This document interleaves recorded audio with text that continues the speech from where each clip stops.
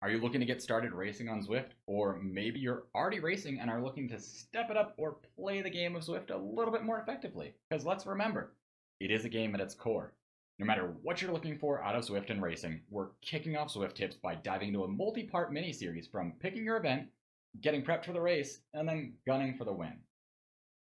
The beginning of a Zwift race is drastically different from just about any type of IRL racing, with one possible exception, and that's cyclocross. So you want to come prepared and ready to go. So what's in today's episode? We'll cover exactly how to handle the start as soon as the countdown ends. Let's jump in and see how you do.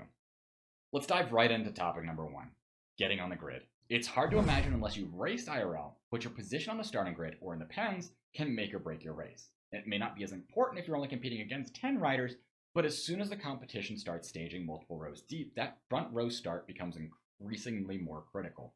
So, how do you make sure you give yourself the best chance possible as the countdown hits 0? Make sure you're logged into Freeride on Zwift as soon as it's 30 minutes before your event. As soon as the Join Event prompt appears on the left-hand side of the screen or on your companion app, click it and hop in. You now should have a front row start, unless of course someone's got faster fingers. But now I'm stuck spinning for 30 minutes with no resistance, aren't I hear you ask. No, not at all. Now that you've joined the event, you can freely close out of Zwift, reload, and start a workout, free ride, or whatever else suits you. Just make sure you hop back into the event before it starts. You should still see the countdown on the left side of your screen. And voila, magic. You've got a front row start. Now for key number 2, the start. Even if you've raced outdoors before, the start of a Zwift race can often be a shock to the system. Everyone treats the beginning of the race as a race itself. So what does that mean and how do you plan for it? Well, when the countdown has around 10 seconds left, you should plan on being in your big ring and putting out some power. You don't want to go too hard just yet, but plan on being pretty well spun up by the time the countdown hits 0, as it will help you hit the ground running. You can pretty much bet everybody else will. There are a few occasions where not everyone will go hard from the start, but those are pretty much the exception and not the rule.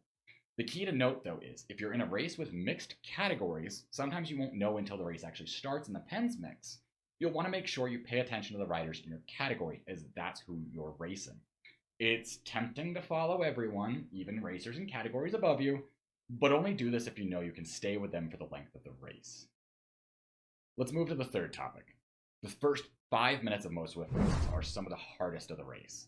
Honestly, pretty close to on par with the last 5 minutes. These first few minutes won't win you the race, but they can definitely ruin it for you. At least in the lower categories, the launch from the gates determine who makes the front group and who is relegated to chasing for the rest of the race. And believe me, you do not want to be left chasing. Plan to be at or around your 5-minute power for the first few minutes of the race. It won't be easy, but remember, everybody else is suffering, and at some point, it's likely to settle down to something more reasonable. No promises. During this period, watch for gaps and do your best to follow the wheels, staying in the draft. This is also a good time to look for Z-Power riders, or riders who aren't riding smart trainers. You'll be able to pick them out on the right-hand side in the standings. They won't have a lightning bolt next to their names. They aren't cheaters. These are just riders that are using Zwift's calculations of power, and because of that, their power won't be as natural as a rider with a smart trainer. Follow these riders at your own risk, as they can usually rip your legs off with ease on regular roads and not sprints, and won't factor into the results on Zwift power. Moving on to number 4, find your rhythm. During or after the launch from the gates, you need to try to find your rhythm in the bunch. Just note that not every race will see your rhythm matching with the rhythm of the bunch. It's just a fact of riding and racing. The goal here is to find a speed and power that you're capable of riding at for the entire duration of the race, so long as nothing else happens.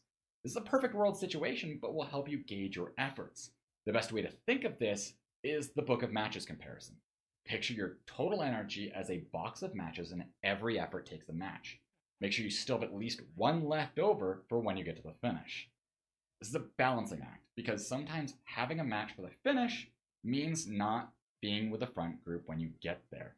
You have to settle into something that works for your energy and for what you're looking to gain out of the day, whether that's going for the win, setting a new power PR, or just getting to the finish. Moving on to the 5th and final topic. Maintain your position. In a race, it's incredibly tempting to chase everything, or to try to go off the front if you feel good, or to just sit at the back and watch everything in front of you. But most of these are going to hurt more than they're going to help. Going back to the match comparison, all of these are going to burn matches that you don't want to burn. When it comes to positioning, when there's a bunch, always try to place yourself about 5 to 10 riders back from the front of the bunch. This will help keep you safe from the washing machine effect of the group, where if you're not moving forward, you're unfortunately moving backwards, and should keep you in the draft. The way you'll know this is the case is if your rider is sitting up looking relaxed. If your rider is down on the drops, you're in the wind and working harder than needed. Positioning in a Zwift race is key. Too far forward, you'll work too hard.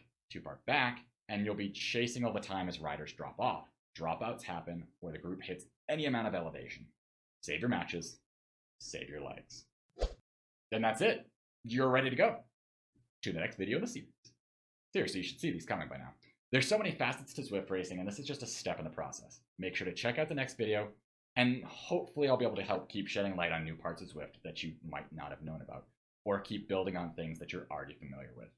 For now, my name's Generally Lost, and if you want to ask questions live or watch me race with my own advice, which as I've mentioned, will go flawless, make sure to check me out on Twitter or Twitch at Generally Lost. I stream 3 days a week, Tuesday and Thursday at 7 p.m. Mountain, and Saturday morning at 10 a.m.